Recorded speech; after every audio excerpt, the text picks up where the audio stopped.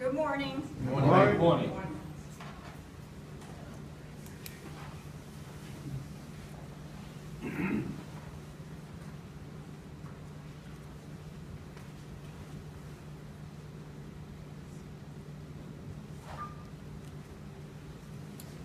Thanks for joining us this morning. I appreciate your time, and I have quite a few comments, and then I'm open to answering a couple questions, and then we'll move on with the day. First, I want to say our employees are our greatest asset. We're fortunate to have so many dedicated and hardworking individuals in Anne Arundel County government. I can't say enough about the dedication I've witnessed every day. But no organization is perfect, and all workforces have isolated incidents that can highlight areas in need of growth and change. My administration believes in the importance of diversity in the workplace, yet we find ourselves dealing with an issue of cultural insensitivity,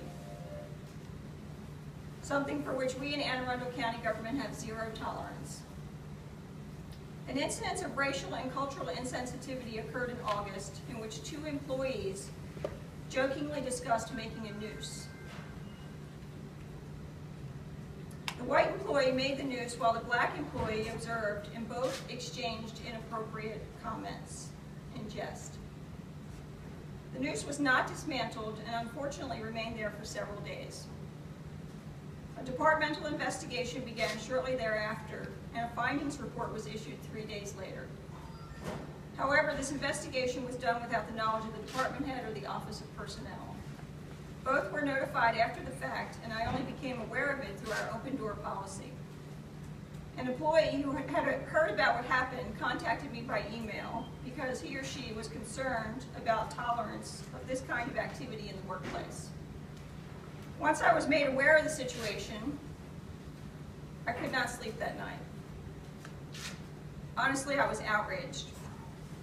But that reaction was based on my own base of knowledge. In an effort to better understand how this would be perceived by a black employee, I asked black colleagues how they would respond to this type of incident. In every case, there was an audible gasp.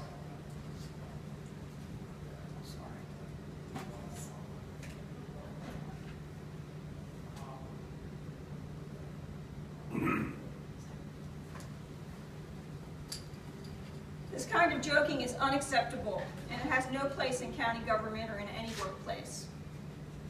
It was explained away as a reference to a high-profile suicide and then to a Western tale. This will not stand in my administration. If you know black history in our country, you know the history of the noose. And it's not a joking matter. It is threatening, and at the very least, it is insensitive.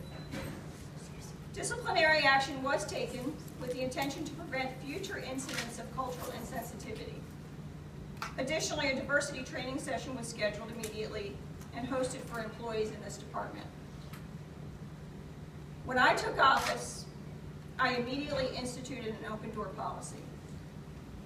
I heard stories of harassment from women across county government. We are all well aware of the numerous allegations and lawsuits. I listened as black employees shared their concerns about a perceived lack of opportunity in many departments in county government. I found out a female department head was making 25% less than her peers. Our only black department head was making 35% less than his peers. Think back 20 months. 20 months ago. Sadly, this was the reputation and image of Anne Arundel County throughout the state of Maryland. My administration has worked tirelessly to restore our county to a position of legitimacy and integrity. It is our conviction to not allow it to return to past mistakes and previous shortcomings. Our country was founded on the belief in equal opportunity for all.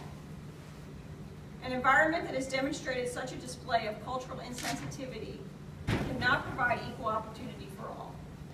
We must challenge ourselves to do better.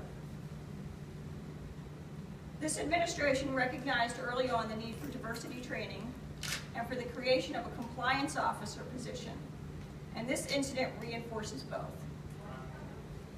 We began diversity training over a year ago. Not long after I took office, I asked our Office of Minority Affairs to develop a course that would help our employees cultivate the cultural competence needed to support workplace diversity. To date, Minority Affairs has held 30 diversity training sessions for over 360 of our supervisors. For supervisors, managers, and assistants across 9 departments. For many participants, these sessions were the first time they received any form of diversity training. The incident that transpired in August demonstrated that we still have work to do. We have put forth a resolution to be heard by the County Council tonight that urges the incoming County Executive Council to establish the position of a compliance officer for the purpose of monitoring and ensuring compliance with federal, state, and local laws that prohibit discrimination and harassment in county government. I sent down a bill over a year ago to establish this position and was told that I could not get 4 votes. Let your councilmen know that this can wait no longer. When I took office, the county's top leadership was lacking in diversity, something I was determined to change. I hired the best person for every position, regardless of race, gender, age, or ethnicity. And I'm pleased that today we have increased diversity across our departmental leadership. I believe this administration is the most diverse in county history, in race and in gender. As we work to create equal opportunities for all employees and maintain zero tolerance for cultural insensitivity of any degree, I am confident that Anne Arundel County government will continue to be a great place to work. As with any continually progressing issue like cultural sensitivity, there will always be room for growth. We can do better. I trust that the incoming administration will carry on these priorities by continuing to offer diversity training and ensuring that every person who devotes their service to county government feels accepted and is given equal opportunity. We will have succeeded when every employee and every citizen feels like they have an equal opportunity, regardless of race. It's not difficult to have diversity if you are truly open to diversity. Thank you. Can I answer any questions? Yes. Your diversity program, your training programs, what sorts of things do they entail? Well, we have the person who is conducting that training program with us today. Would you like specific information? Would you like to share your Vola? Come on up. It's friendly up here. I'm sorry, what was the question now? About the specifics of diversity training. Okay, well, yes, we developed. Okay, thank you. Thank you. I'm Evola Peters, Special Assistant to the County Executive for Minority Affairs. And we developed, Janelka Stafford, who is my assistant, is back. We developed a curriculum, a 2.5-hour, which was really an introduction to diversity training, cultural sensitivity. And we have presented this to the various departments. And as the county executive said, there have been over 300 managers and supervisors who have taken this course. As we say, we emphasize it's an introductory course. And so we are hoping, of course, that will expand and that their interest in cultural sensitivity will carry them to get more information. What kind of feedback have you gotten so far? Excellent. In fact, we do an evaluation after each section, and the receptiveness has been great. So our desire, of course, is that it then gets carried over. This is managers and supervisors, and the idea, of course, is that they will then use that as they communicate with the staff, with their staff. And can I get you to spell your name for us? Oh. My name is Evola, Y-E-V is in victory, O-L-A, Peters, and I have to say that. We didn't want to get it confused with anything else.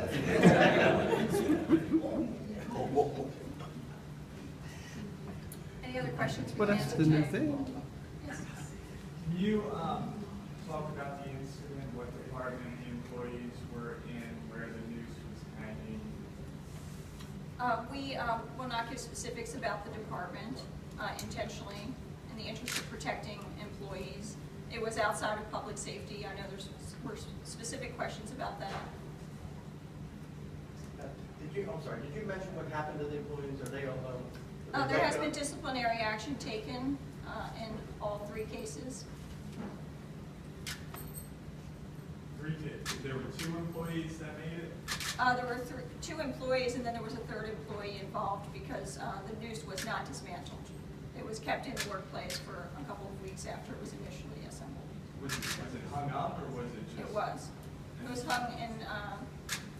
It was hung in a place where it could be viewed by other employees. Can you tell us where?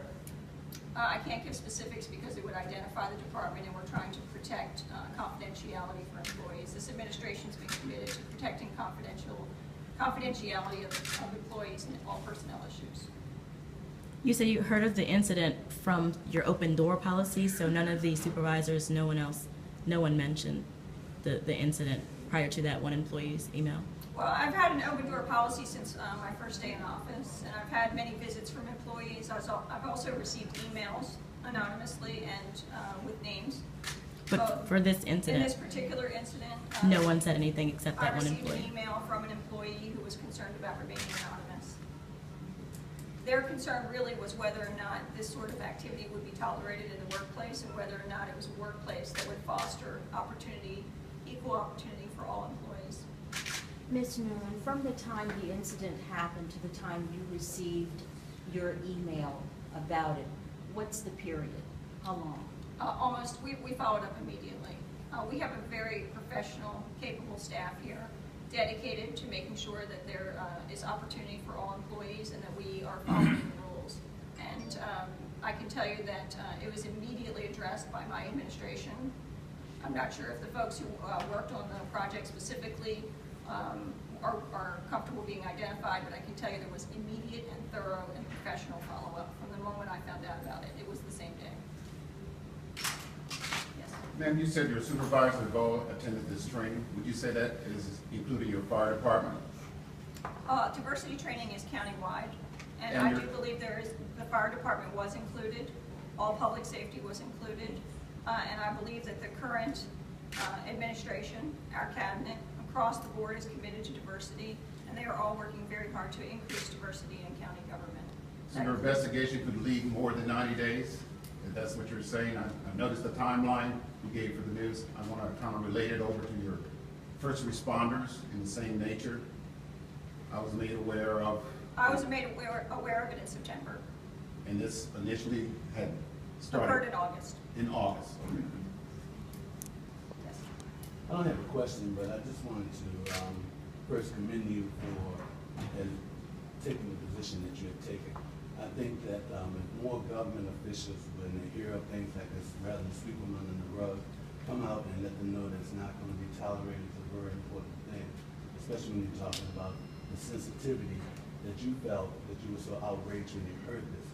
And then to call the community in and be transparent and let us know what's going on. I think that shows a lot of courage, and a lot of the government officials should follow your lead, and I want to thank you. And I want to share one other sentiment is that you mentioned about hiring qualified people, not because of quotas, but because they qualify, giving everyone, regardless of their race, their religion, sexual orientation, a chance to get a position within state government. I think that's also commendable, and I hope that whoever precedes you take on that same type of attitude. Thank you. Well, you know, I do believe that if you are open to diversity, you will have a diverse staff and a diverse administration.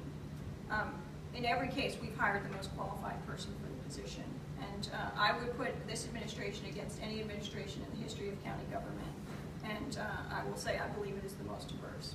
We haven't actually tracked those numbers, but I believe that is true. When I first became aware of this incident, especially considering the history, the recent history in Anne Arundel County, I was outraged. I couldn't sleep that night. And I did think about it. We had many internal conversations about how to handle this publicly, and it was my decision to go public. I made a commitment to transparency for good news, and you still must have transparency when there's bad news. So transparency isn't only for the good days, it's for every day. And this administration we'll stand up to that through the very last day in office, which